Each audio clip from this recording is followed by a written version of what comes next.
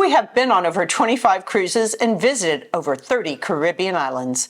We have traveled to some of these beautiful islands multiple times. In this video, we'll count down our 10 favorite Caribbean islands and tell you why they made the list.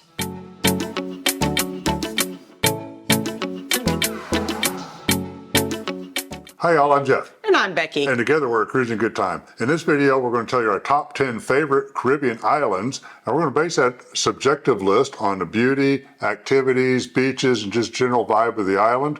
And at the end of this video, we're going to tell you about planning and ship's itineraries to get to some of these islands.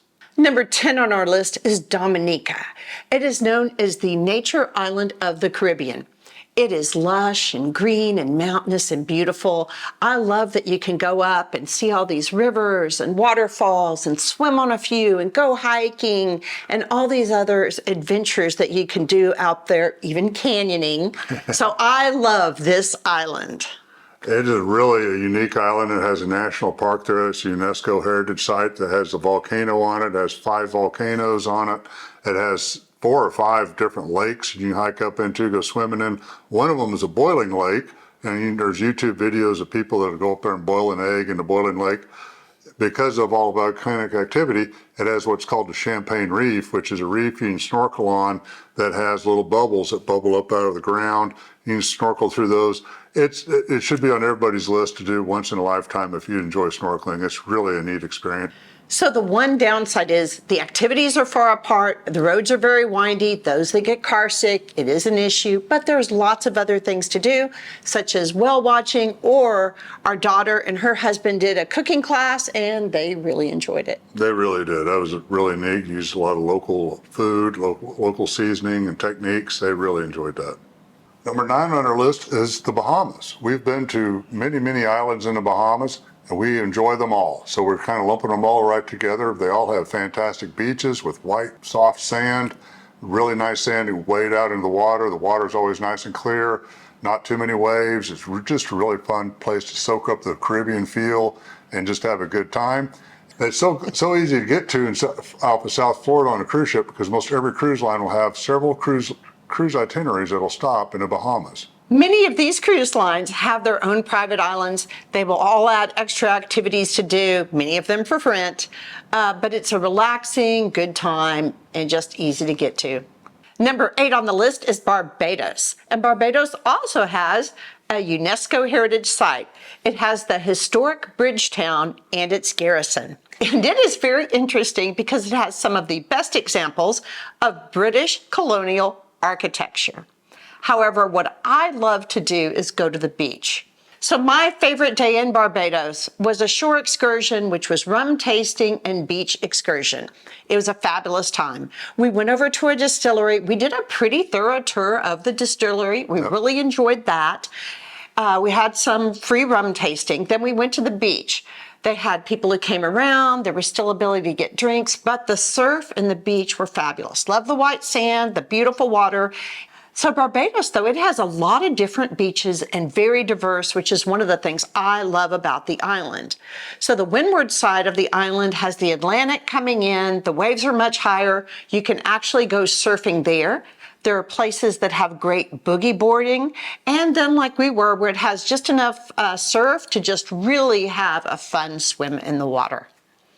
I really liked that distillery and beach tour, because you get the free rum punch, you get to go to the beach. Just a lot of fun, and I got to admit, as a chemical engineer, I did kind of geek out a little bit with the distillery there. I had to see what all was going on with that from an engineering standpoint. Just a great trip overall. We highly recommend Barbados. Number 7 on our list is Antigua. Antigua is also called a prickly pear island because it kind of looks like a prickly pear from the top, and it has 365 beaches. They all joke it's a beach for every single day of the year, so it's just a great place if you like to go to the beach. Dickinson Bay is a real famous beach just a little bit outside of St. John's right there where your cruise ship will come in. So Antigua actually has yet another UNESCO World Heritage Site with the Nelson Dockyards. Number 6 on our list is Grand Cayman. Grand Cayman, it used to be a pirate's hangout. Now it's home to offshore banking. But seriously, Cayman Island has world-class diving. It has wall diving, it has shipwreck diving. But my favorite thing to do is first go to Stingray City. They had the first one. Then, when I'm dropped off back near the ship, take a bus to 7 Mile Beach. Rent a lounge chair, an umbrella, maybe buy a few beverages, and enjoy that beautiful white sand and crystal clear water. 7 Mile Beach is a fabulous beach. It's got that soft white sand you can just feel your feet sink down into. A lot of fun, great water. I also like to go to the Cayman Spirits Company. They make the 7 Fathom rum. It's a fabulous rum in my opinion. And you can go over there, do a little tour and tasting, and then do the beach after that as well if you don't want to do Stingray City. There's a lot to do in Cayman Islands. It's a lot of fun. Number 5 on that list is Cozumel, Mexico. Cozumel is known for its great drift diving right there on the western side of the island, but it also has some fantastic beaches, a lot of Mayan ruins and other things to see and do right there. It's the largest cruise ship port in the Caribbean, and so it has a lot of cruise ships there. So it's had a whole cottage industry come up around shore excursions to cater to all the cruise ship passengers. We love the beaches there. It's nice, soft sand beaches. It's a lot of fun, and it's just a good place to kind of kick back and just have a good time there. Yeah, Cozumel's a wonderful port. The cruise lines typically will offer over 40 different shore excursions, so there's going to be a wide plethora of things to pick from. And some people just get off the ship, they stay close to where they're docked, have a few margaritas at Señor Frog's and come back. And it's infamous for the most likely place you're going to find pier runners. Those who can't make it back to the ship on time, and there may be some heckling as they return. Yeah, I think the delay in the ship is often caused because a little too much alcohol, but I'm not certain. So. Number 4 on our list is Roatan. It has world-class diving, but what brought it to our list is snorkeling. It has 3 of my favorite snorkeling sites in all the Caribbean.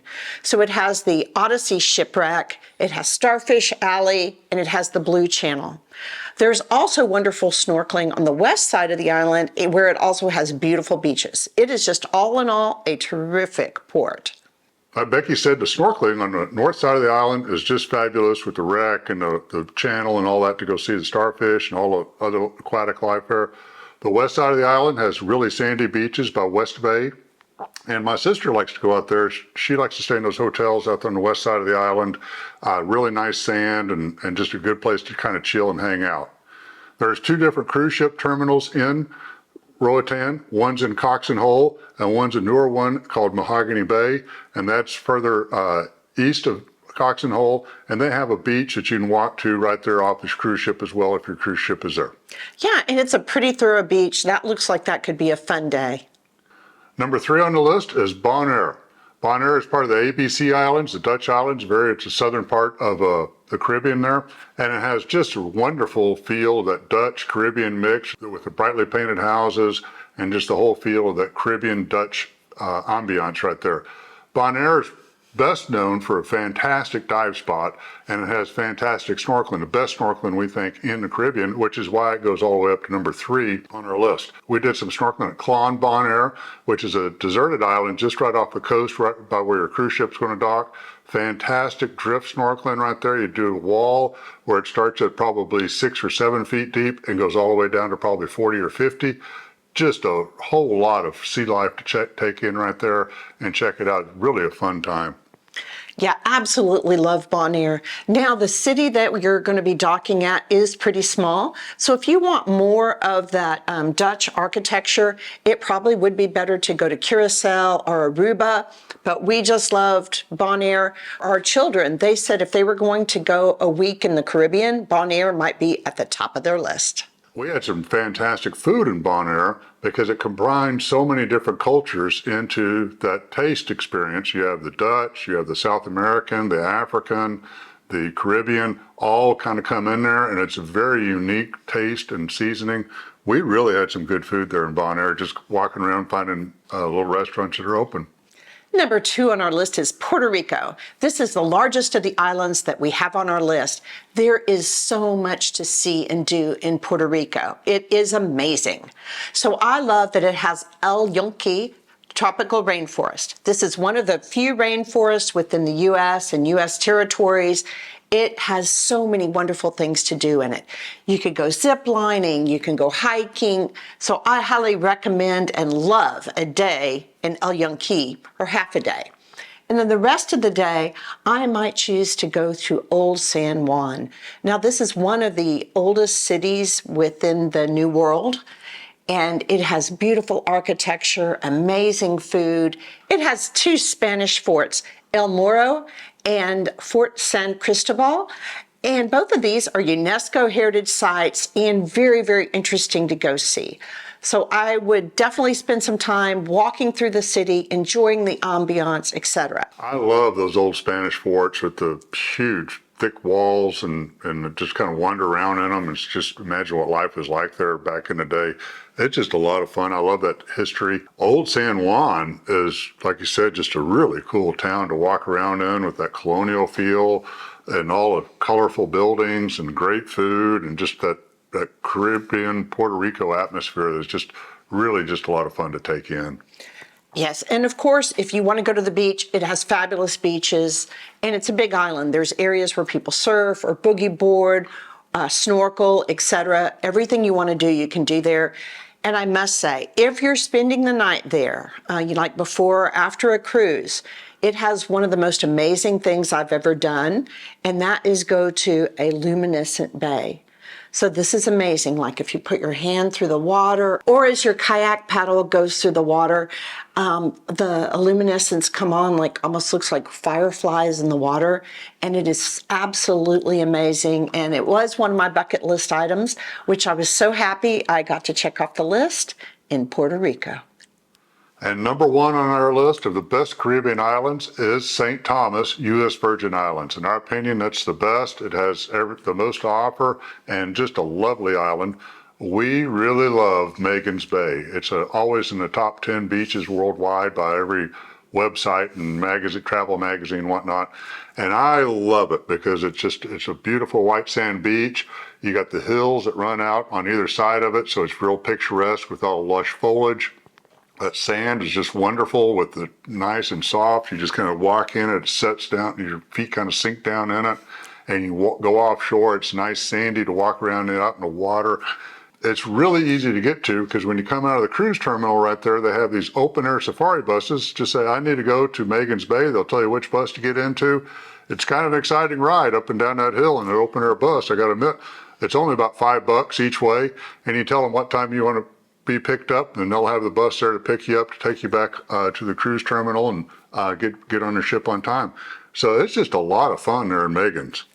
Yeah, I absolutely love Magens Bay and how easy and economical it is to get to one of the best beaches in the world. Another thing you can do is take the Skyrider right there near the cruise ship terminal. It'll take you up to the top of the mountain called Paradise Point.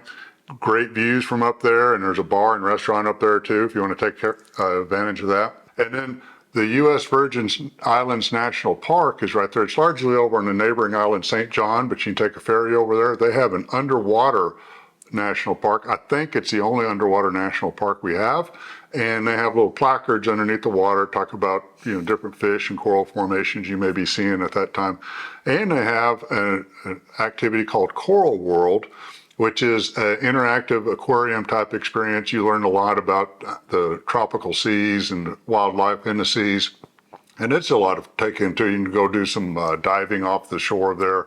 So there's a lot of things to do in St. Thomas. Blackbeard had his headquarters right there in Charlotte Amalie on St. Thomas, right up on the hill there. You can go to Blackbeard's castle. It was damaged by a hurricane several years ago, so it wasn't open for a while. But from that point of view, he had a great view of the bay of Charlotte Amalie to know if anybody's coming into that bay without his knowledge. We've been to St. Thomas both as a cruise ship, and we've overnighted there as well. So it's either way, it's a great destination to go to.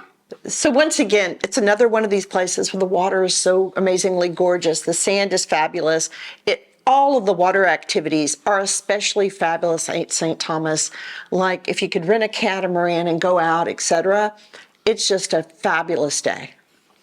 We have made a lot of in-depth videos on these islands already, and we're going to post links to all of those in the description below. We said we were going to talk about the itineraries. So if you're going to the Caribbean, there are 3 different types of cruises. There's Eastern Caribbean, Western Caribbean, and Southern Caribbean. And of course, there's so many cruise lines, length of duration, so many islands, that the different itineraries were going to vary from cruise to cruise, etc. Eastern Caribbean cruises could include Bahamas, including some of the private islands for certain cruise lines, Antigua, Puerto Rico, and St. Thomas. A Western Caribbean cruise would typically include Cozumel and Roatan and Grand Cayman. A Southern Caribbean cruise could include Dominica, Antigua, Bonaire, Puerto Rico, and St. Thomas, our #1 find. We hope you have found this video useful. If you liked the video, please give us a like and subscribe, and please turn on those notifications. It really helps us out. Until next time, have a cruising good time.